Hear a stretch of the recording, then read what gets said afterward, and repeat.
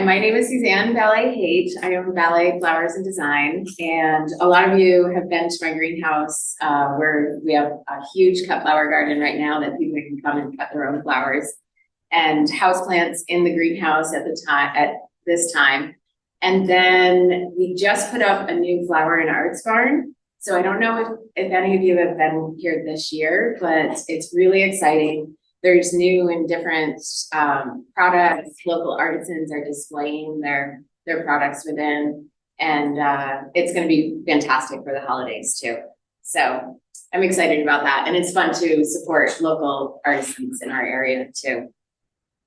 So today we're gonna talk about succulents, air plants, and house plants. And it's that time of year where you want to bring in plants and enjoy the fresh air quality and the beauty. And when the frost hits everything else, you can still have beauty within your house. So we have Tillandsia, or the air plants. We have some succulents here, and I'll show you some house plants in a bit. So this is Tillandsia, and the typical name for air plants. There's a lot of different varieties, but the Tillandsia are like new in fashion. People are excited about them. It doesn't take much care, and a lot of times you just spritz them to water them, or sometimes we soak them for like an hour, and then we take them out, and then they're completely hydrated. We let them dry off, and there's a couple different ways you can display them. This is just an idea, glass in the window. It catches the light. They get a little bit of light. They don't need to be in intense light. It's actually better if it's indirect or just a little bit of light from your window. I love this. I wanted to talk about like different techniques of displaying different plants, different containers. And I love this one. It's just a seashell with the Tillandsia inside of it. And it's so different. You can hang it from your window, you can hang it from your door, you can hang it from a beam in your house. It can be creative and conversational. And that's what I love about plants is the texture, the color, the containers that they can go in. It can be really, really cool in how you display. We went to the Selby Gardens in Sarasota, and they had a ton of different Tillandsias all over the place and all different kinds. I was so impressed by all of the varieties of Tillandsia that there was. So these are just air plants growing on, they're attached to a driftwood piece of wood. And then you have some moss as well. But I thought the artistic texture, what they're on is really inspirational to have that driftwood, a piece of nature, and then something growing on it. We created some little forms out of just little pieces of wood that we had. I had old mahogany flooring that we had from our porch, and it's been sitting in our garage for years and years. And I decided, what are we going to do with this? So we just cut it, and we took the corners off of some of the pieces. We used chicken wire for the backing, and then a few of the edging of the mahogany flooring. And then we created just this little unique display that we can display some of our air plants on, or you can display almost anything if you can tuck it in the chicken wire. It's really fun to get creative. Another piece of wood. So we built our new flower and arts barn, and then we had all of this wood left over, like all the little pieces, and I couldn't bear to toss it all because it still looked great. So we just stained little pieces of wood. You must have like a scrap area of what am I going to do with this? I don't want to throw it out. I could make something, and it could be almost, it could be an old teacup. It could be a piece of wood. It can be a piece of metal. So we just used some some wire and twisted it around, drilled a hole in the base to hold the wire, and then drilled a hole up here and tied it with twine.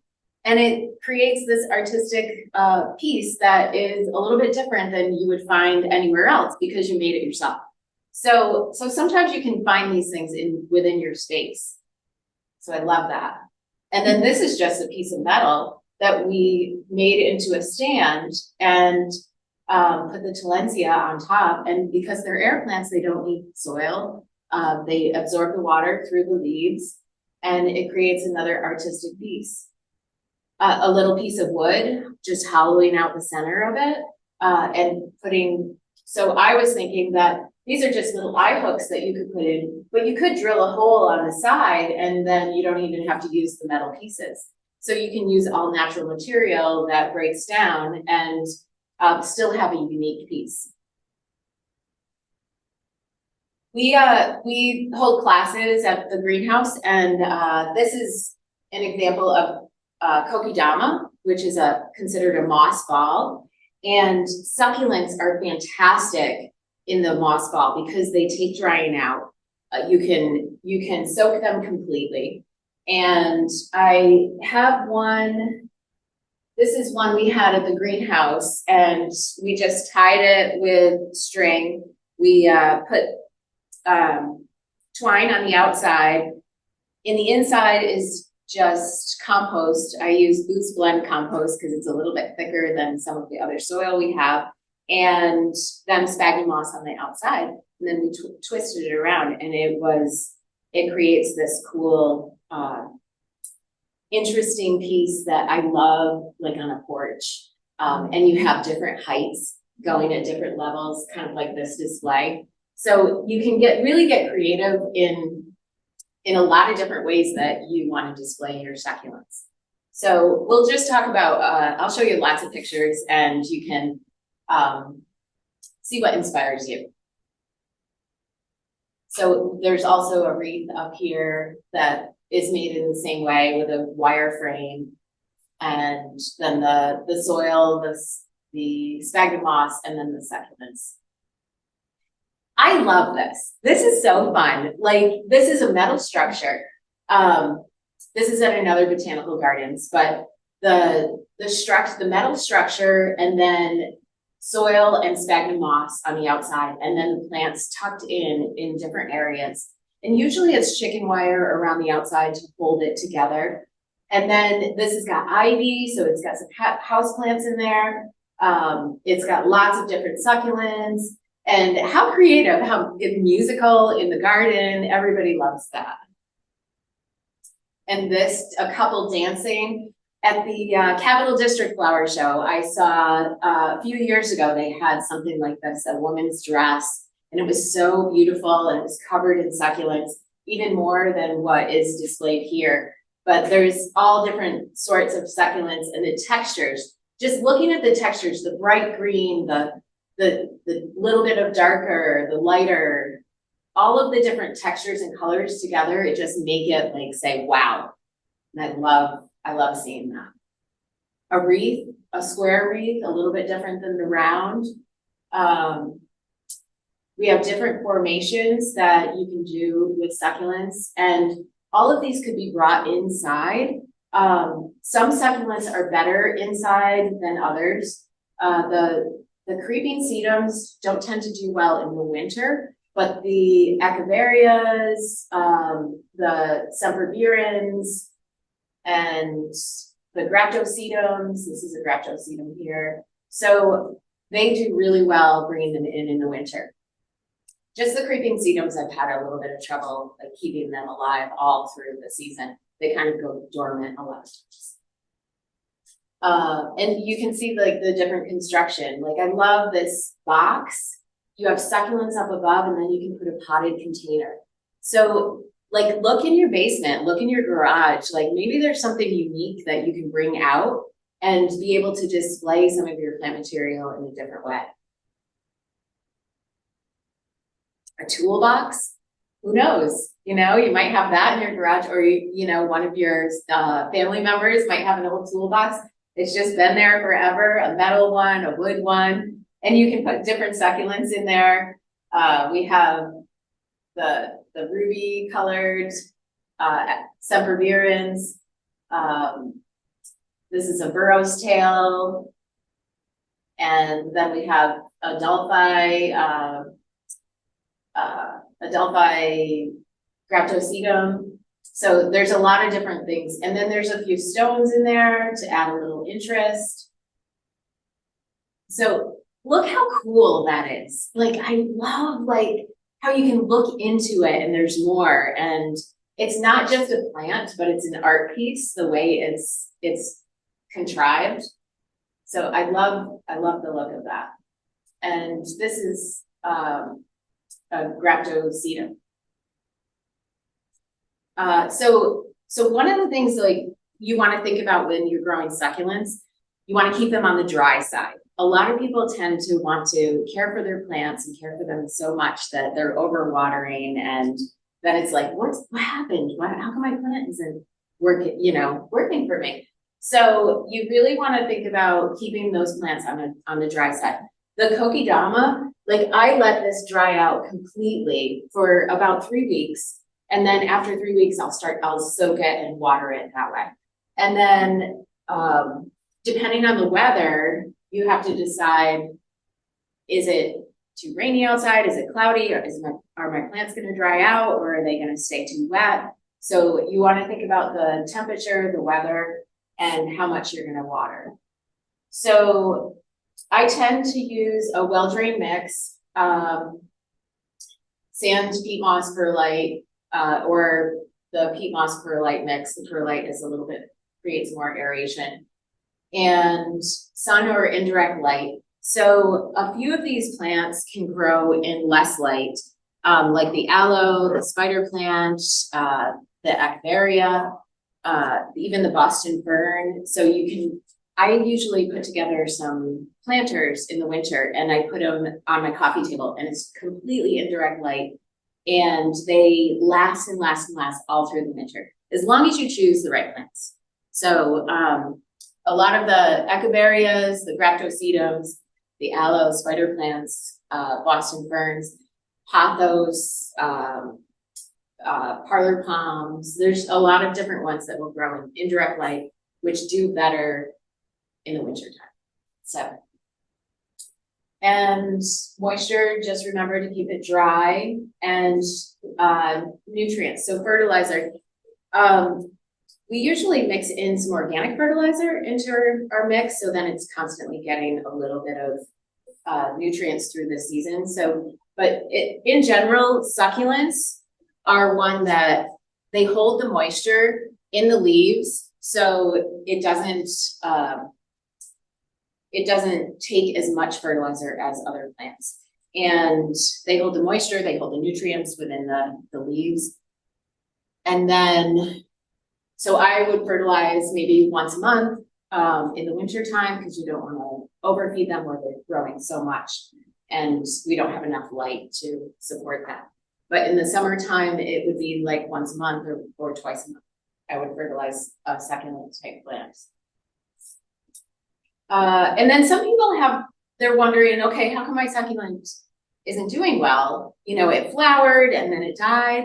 So you have to think about, okay, is this monocarpic or polycarpic? So monocarpic, it sets flower one time, and then it's forming seeds or little babies on the side, and then it wants to form new plants. So the main plant will die off.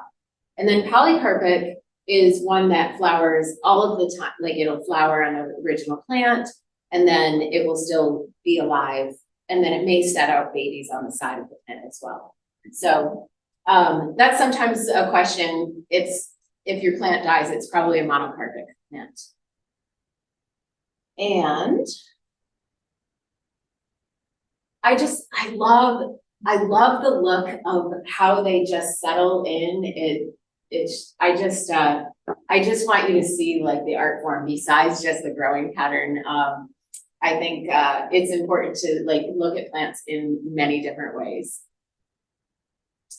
So these are graptocedums, and they are across between Graptopetalum and sedum. So sometimes crossing those will allow you to grow something in less light or more or different conditions.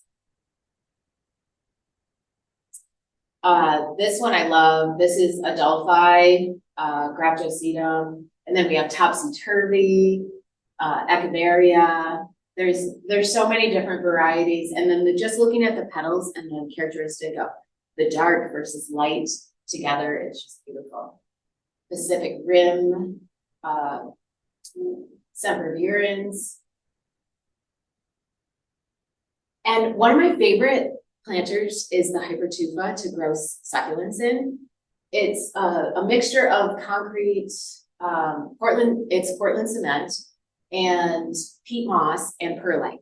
So the perlite provides aeration. The peat moss allows you to grow things on the outside of the planter, like moss or, you know, sometimes you can get the sedums to actually attach to the pot. And then the Portland cement kind of binds it all together. So I love this. We teach classes on these in the spring and the fall. So you can see, oh, this is just a bag of the Portland cement. And this is what they look like when they're wet. They're a little bit darker, but they're a lot lighter than an actual concrete pot and easier to move around. So they're a little bit more environmentally friendly. You can place them in your garden. And some of the succulents you can have over winter in there, like the creeping sedums, the echeveria. Those are both perennials. And you can just keep them in the garden in the pot and have it as an accent piece. Here's a few plants in the Hypertufa. We have Sedum Sieboldi, Graptosedum, and Echeveria Pearl von Nürnberg. I love the Pearl von Nürnberg. It just has that rosy color that just accents the other plants and just lets things set off. And look how it like picks up the Sieboldi flower that's starting to bloom. It just goes together so nicely.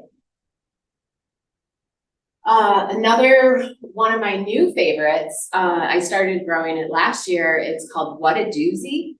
What a fun name. It's just a variegated sedum that creeps along the ground and it's hardy in our area, but you can also grow it like in a sunny spot in your window. And then another creeping sedum in the green creeping sedum next to it. But I love the pinks and the whites, and it just like lifts out of the pot and you just want more of it. And also in a Hypertufa, and this one is a little bit more aged. You can see the dry and the wet. And sometimes how you create a Hypertufa is some are more creased and edgy, and some are more rough. It just depends on how you make it. And then a few stones to kind of go with the succulent theme of being in a more dry condition. Other fun containers, the birch logs or the oak, it gives a kind of a natural kind of feel. And it can be real, or these are made in Texas, and they don't degrade like wood would. Another natural container. I love the sticks and the moss next to each other. I think that's beautiful. And then you have the different textures. This is newly planted, so the plants are a little younger, but I wanted to show you the container and what you could use for different options. And this is so fun. Just a natural tree log, you know, hollowed out. You can take a chisel and hollow it out, or you can get some pre-made. It just depends, or taking and drilled it and drilling out the center of something like that. So this is just a piece of firewood, and sometimes you can find that along the side of the road. You know, it's just it's really easy. But the different textures, look at all those next to each other. These are planted kind of tight, and it gives you an instant gratification. So if you want them to grow, you can plant them a little bit further apart. But this is a beautiful for a party, in the center of a table, just gorgeous. So this is an example of peat moss and perlite mixed together, and the perlite is what, the white chunks are what provide the aeration, and the peat moss provides the substance and vermiculite. And then this is just a few options for fertilizer that we've used. I love the Maxia product because it's a seaweed-based product and it gives a kind of a quick feed, but it's better for the environment. And then Osmocote is a slow release fertilizer, which you can put on once during the season and then forget about it, not have to worry about fertilizing. So that's also one of my favorites because it's very focused and goes right directly to the plant. But there's a lot of different fertilizers out there that you can use.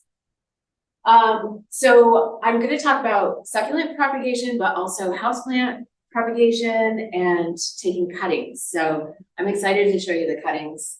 That's going to be really fun. So this is just a leaf of the succulent, and you can see the roots have started to form. And it's soil in a pot, and then you just place the leaves on top of the soil and water them once and just let them be. And then they start to callus over on the edges, and then they'll start to form the roots. So some succulents are easier to do than others, and it's worth trying a lot of different varieties. So if I was to do a leaf cutting from this, all I do is I take one of the base leaves and then I'll put this on the top of the soil, and I'll water it in, and it'll start to callus over and then root. So it's kind of an easy way to form new succulents.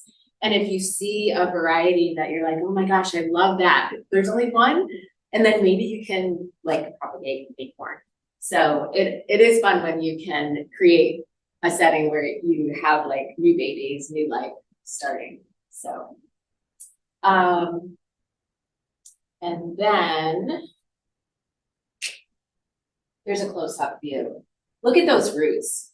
They're like so happy in there. And you can see this variety is a lot more ready to regenerate than some of the others. Actually, I think I staged this photo. This was in a different pot, and then this was a newly started section. So I wanted to show you like new cuttings and the roots forming. So it's a good close up.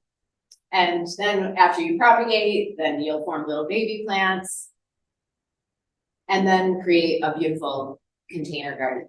So this is an example this is what I would put on my coffee table in my living room, because it doesn't have to have direct light.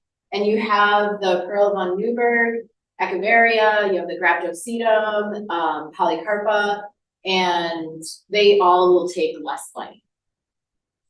This is a creeping sedum. That one I tend not to use, but I would use it in the hypertufa outside my garden. So it's just knowing what's a perennial and what is more for houseplants. And just asking, or reading the tag, it helps to find the answers.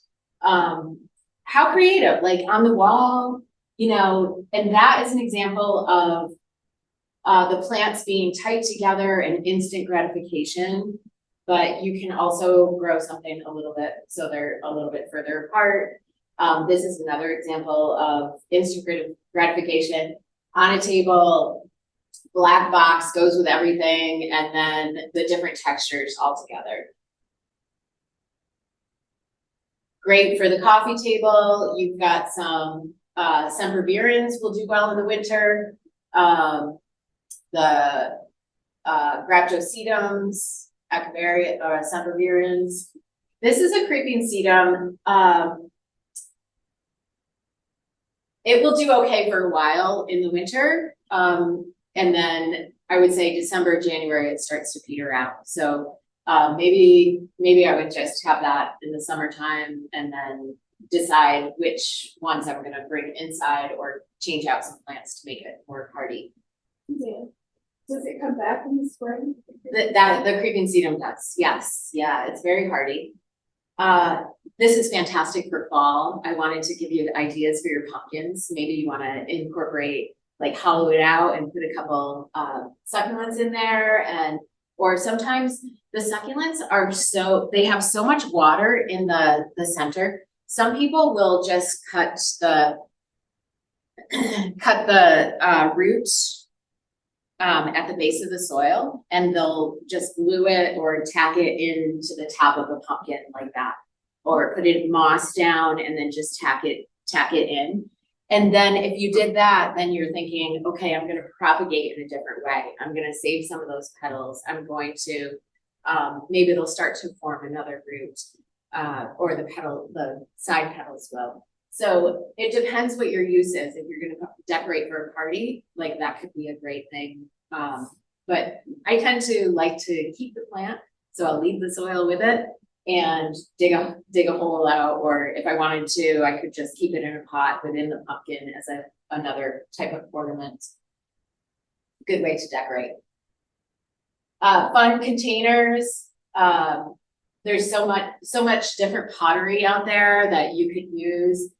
This is just like kind of a fun for a party, and you could do small little containers on a table, and the succulents are fantastic as those favors that you might want to give away. Handmade pottery, always my favorite. Like just a planter in a little pitcher or a cup or a coffee cup. Like I think that you can get creative with, and then I always think of those old teacups, like putting something in an old teacup and bringing back like the memory of like back when my mom had a tea party, or, you know, and then you can put a plant in it and reminisce. So whenever you can kind of find those ways to have stories, I think that's fantastic. Here's a few different ones in glass containers. So I wanted to show you that because sometimes you have this beautiful bowl that you want to use, but there's no drainage in it. So you want to put some stones in the base. You could go a little bit higher even with the stones, and then the soil, and then plant the plant. And then if the soil at the top is showing, sometimes putting moss at the top, it holds in the moisture and it also hides some of the brown soil. But when you are planting something like this, you want to be careful of the water because it doesn't have a chance to escape as well. So you want to keep it on the dry side. And this is another example of the stones on the outside, and then the plants are in the inside. So in the inside, you have the soil, and then you can't see any of the soil. So the stones are covering all of the mechanics on the outside. So this is kind of a class where you're thinking of how can I use houseplants, succulents, air plants in a way in your house for the winter, in a way that's different than what you would normally see. So get creative, you know, find different ideas in your head or in your garage or in your attic. Like, I could use this, you know, there's so many things that you could find to use. Here's the teacup. I love that. And then there's some with flowers on it, and at the thrift stores, like you can easily find some really fun little containers. And then this is just a mason jar. And then you have like different containers, an old coffee brewer. What is that called? It like brews itself in that little section. So I love this. It was my grandmother's, and I'm like, I'm gonna plant that. So and it reminds me of her. So it's like dual purpose. This is just a rusty old can, and you know, it creates a rustic kind of environment to put out on your picnic table. If you wanted to hang a wall hanging, I think that's really fun too. The succulents take that dryness, so you don't have to water all of the time. So having it on the wall or on the picnic table, like you can just think about it and be like, oh, okay, I've got my succulents. I'm going away for the week. I could water it, but I watered it last week. I'll just wait till I get back, you know? So you don't have to water all the time, which is so nice. You can forget about it and not feel like, oh, what did I do wrong? You know? The thing that most people do wrong is overwater. So you just always think about that watering when you grow succulents. Another way that you can form the kokedama, it can be the chicken wire or a twine, like thicker twine, and then hanging it from a string or a wire. Here's some other kokedama that we've made. I'm excited this fall, we're gonna do a class on kokedama. It's one of the most fun classes to do because you're really creating from nothing, and then you create this beautiful piece that you can hang your house.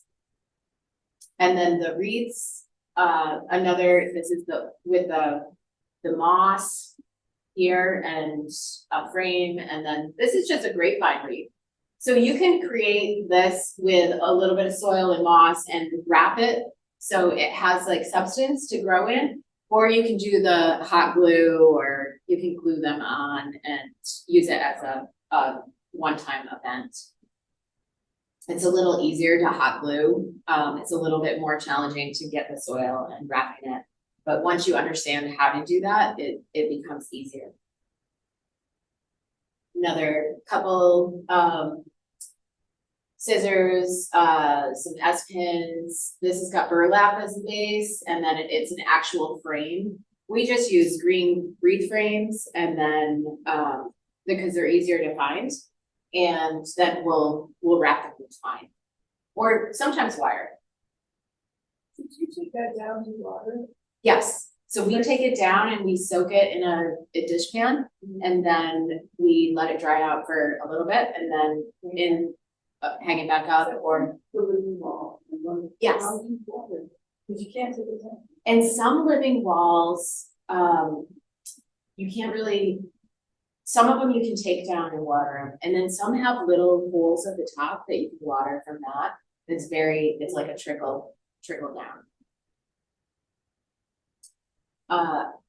Let's see, here's the wreath.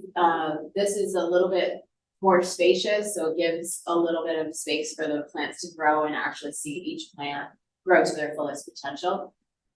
Mostly echeverias in here. Oh, and rhabdolicids. Topsy-turvy, grilled bird, adelphi. Really pretty colors. More kokedama. Look how pretty that is in the window. I love that. And you can do it with houseplants. So you could do a spider plant, you could do a fern. The spring arrive fern is beautiful in the kokedama. So you can create, this just has a single succulent, but you can put succulents all the way around. It just depends on the look that you want, or how many plants you have to work with. And then this one is just, it has a lot more twine around the outside. So that's part of the artistic value of it.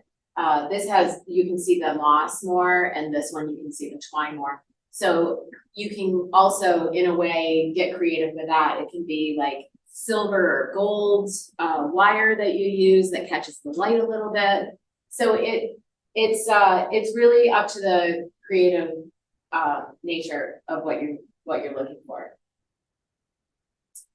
So add interest with color, textures in your planters. So I wanted to talk about this because you can also think about it as an indoor plant, but also think about it as outdoor plants during the season.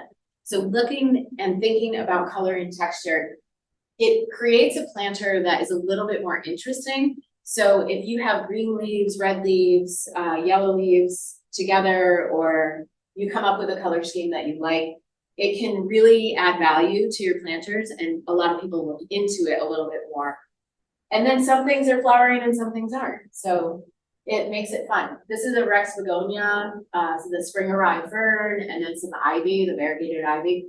And then we also have a dracaena in the back.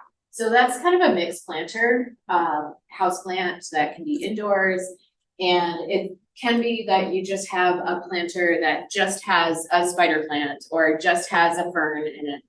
But when you're giving a gift to somebody, maybe you want to make some planters for holiday gifts. It could be that you have a Boston fern, and like, oh, I could divide this, and I could make two, and then I could make a mixed planter, and I can divide my aloe, and so see what you have in your house, and then maybe there's something else that you want to add to it too. So this is just an example of one of the mixed planters. And then also think about herbs. bring in herbs in your house. The different textures of herbs, this is a variegated sage, tarragon, curly parsley, thyme, bicolor sage, like they all like add different, like a broad leaf, a little bit more fine leaf, a smaller leaf, like adding those together creates an artistic piece within your planter. And then you can use your sage, maybe you want to add rosemary. These are all great for winter time, and you can easily put it in a sunny window and have some herbs for the winter. And the only one I haven't had great luck with all winter long is basil. It just needs a little bit more light, I think, than the winter allows. But these are fantastic as far as getting production all season. And I think just using some herbs here and there, I mean, having your own is just so easy for cooking too, just to have it right there. So houseplants. So the benefits, of course, the beauty, like look at the texture, the pink in the inside of that Rex begonia and the whites and the fine leaf of the Springeride fern and the variegated, the white on the outside of the ivy brings out the white in the inside of the Rex begonia. I just love the whole texture. I love the whole picture of that combination. And then, you have ferns and ivies and Springeride ferns. So adding that plant material to your house also creates better air quality. You know, it takes in the carbon dioxide, it releases the oxygen. We have better oxygen around us to breathe. It creates like a better healthy environment. And of course, they create energy, like the growing of plants, the aliveness, you know, having something within your house that is, doesn't stay the same. It changes all the time. And whether we get a lot of sun, it grows like exponentially, or it just has the right amount of water, you know, it just creates a good vibe and good energy within your house. So the fern, this is a tiger fern here, and it's a little bit more yellowy. This is the Boston fern. The Boston fern is more green. I love these in the house, but we do have a wood stove, so they dry out a little bit faster than I can water. That's because I'm at the greenhouse all the time. But in easier, like really easy plants are the spider plants, the pothos or philodendrons, the parlor pomps. Those are super easy, and a potted plant of succulents, like so easy. That always lives for me. If I wasn't at the greenhouse all the time, then I would take care of my houseplants a little better. So this looks like Dieffenbachia, one of the plants, Dieffenbachia, rubber tree, like it has the same texture. I have one here, but it is something totally different and edible. So that's what I love about it. This is variegated ginger. So you can actually eat the roots or the stems. You can add it to stir fry or anything like that. So that's what and it's a perennial house plant. So you can bring it in and it'll continue to grow. And that's, this is a new plant for us this year. And I've just fallen in love with it because I think the texture and the color of the leaf is just gorgeous. And it goes in mixed planters nicely too. And then I also have like the yellowy of the ginger, the purple of the Tridescantia wandering Jew. It's the purple variety. So the underside of the leaves are a little bit more purpley. And I love the texture of that. And that's super easy to propagate. That almost fruits all on its own. And then we have, this is the Springeride fern, some ivy. This is a Lismachia, the golden karat. And then we have Hypoestes, pink polka dot plant. So pink polka dot plant is fantastic as a house plant, but I find it goes to seed and it's like, oh, it went to seed, what do I do? So I use it as a cut flower, so I like it to go to seed sometimes, but if you wanna keep it more compact, you just pinch it. And pinching would be, like taking one of these and, pinching the top. And pinching the top like that. This was a little bit harder to pinch, but because the petals were so close, that's gonna help to branch out the plant by just cutting off the very end.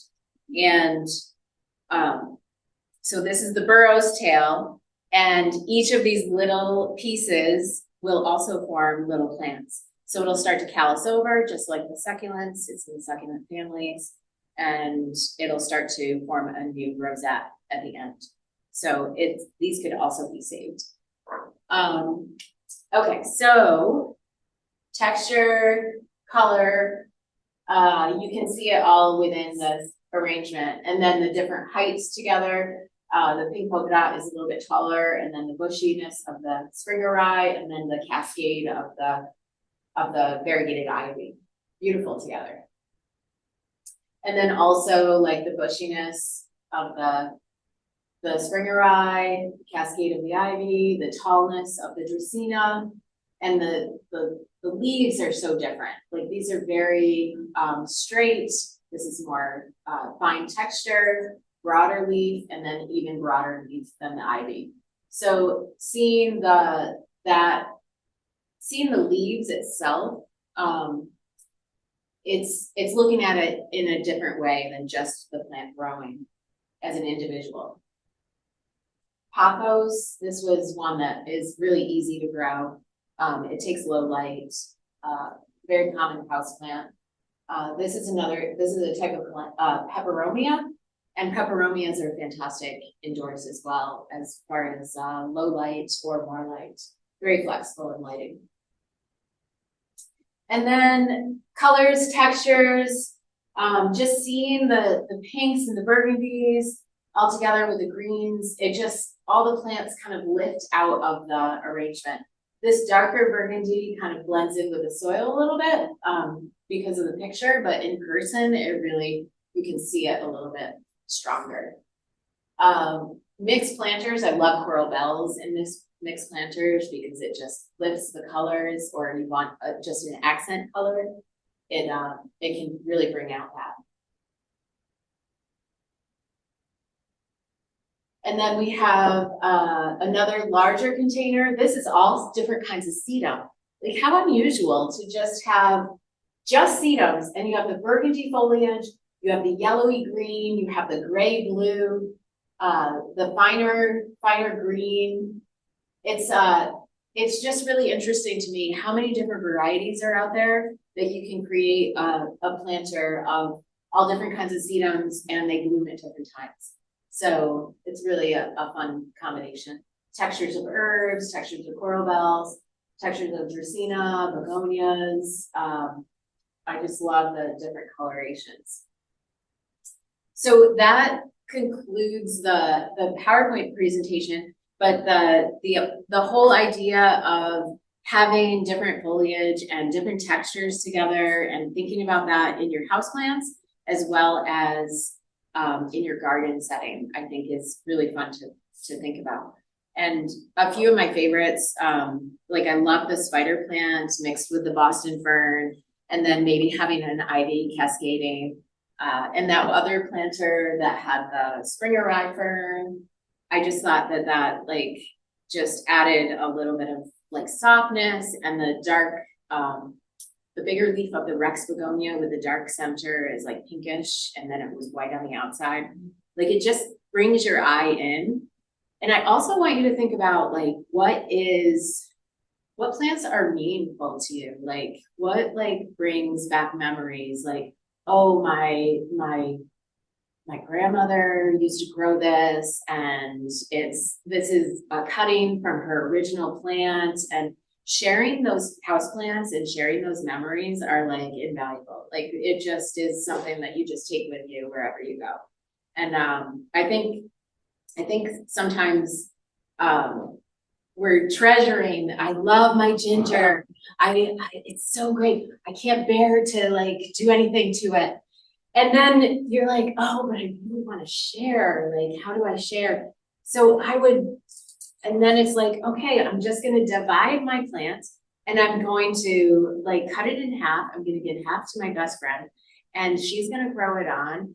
And I hope that it lives. And I think she'll take care of it because it came from me, you know? So there's so many things like that come with plants and the stories behind it, like whether it's your grandmother, your mother, your uncle, you know, like it could be almost anybody, a best friend, where you lived, your neighbor gave you a certain thing, and you just treasure those things that are a little bit more important to you that you see. So as far as propagation goes, so we talked about this is the burro's tail, and this is in a clay pot, but you could also have it in a hanging pot because it starts to cascade down. And there's also one called the dolphin. It looks like little dolphins coming down, and the pearl, and it's really fun to have like different varieties of things. And if you can come up with like what's your perfect, like how do you grow and what's going to be easy and how am I going to keep everything alive? Like having different growing techniques of different ones. How much water does this take? How much water does that take? You know, I don't have to water my succulent corner as much, but I have to water my Boston fern a little bit more and my spider plant. So you just have those characteristics together. And then as far as the aloe, this is an aloe plant, and my mom used to always like, we would have a burn, like, oh, cut a piece of the aloe, and we'd cut a piece and we'd rub it on our burn, and it always made you feel better because your mom told you it was gonna. And this has got little babies on the side. So what we do is I don't want to make too much of a mess, but it's got good roots in there, and then we just slice off little sections of the babies, and then we create new ones. Pretty easy to do, and once you get one aloe started, it's super easy to continue to share the aloe plants. And then spider plants, a lot of you probably have grown these. Sometimes my grandmother used to put them in water, just a glass of water. I just take it off. I would take this off and just put it directly in soil because it roots really quickly. And then the citronella, I wanted to show you this because it's such a big plant, and it's actually too big for the winter time.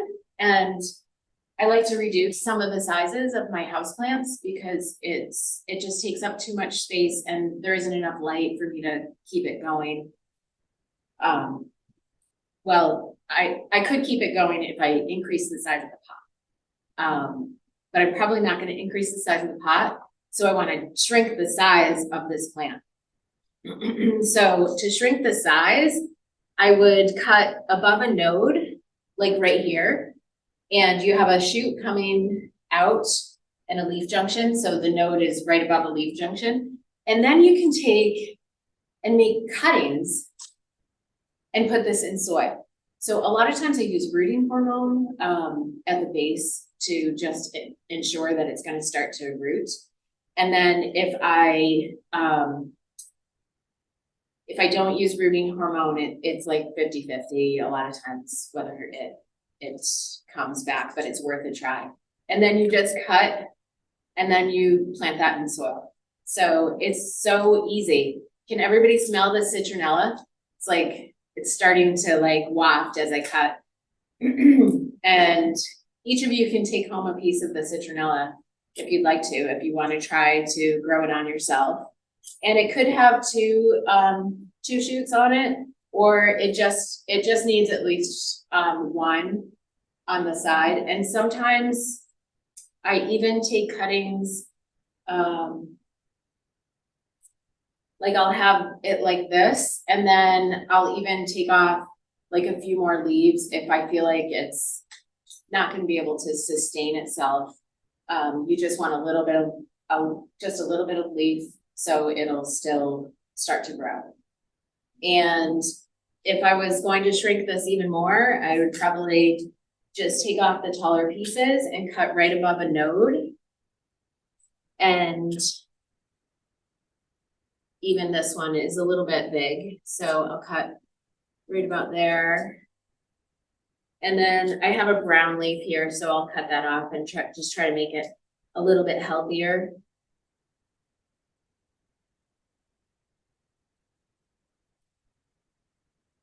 And so that's about it. And then I can overwinter this. It's a little bit more manageable for me to put in my house. And I can give away some of my cuttings to all of you.